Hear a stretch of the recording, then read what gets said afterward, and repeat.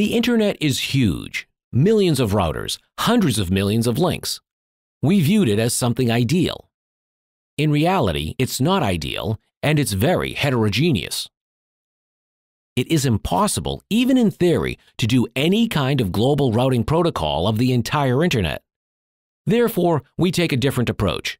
We divide this huge internet into segments that are administratively controlled by some ISP or some country, and they view all the networks inside as some kind of administrative autonomy. Some segment, something usually referred to as an autonomous system, AS. We divided the entire internet into such AS domains, and we gave each domain, administratively, a number.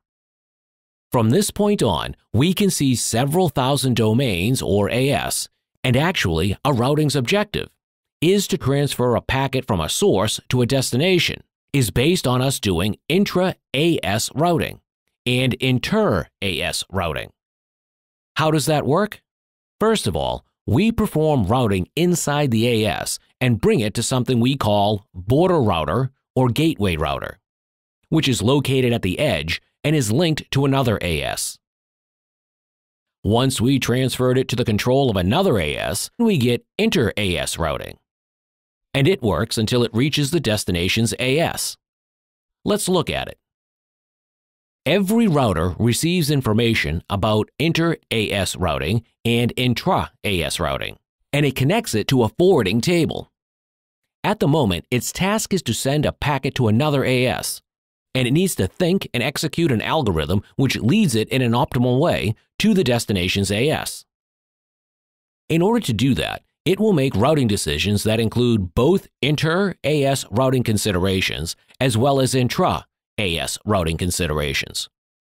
For example, 1D router has all the information to understand whether the destination is inside its AS or outside of it.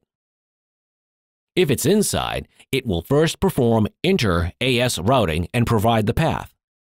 Once the destination is on another AS, it will look for ways to export the packet toward a different AS, with an emphasis on choosing the shortest path, not the destination itself, but to the AS that includes the destination.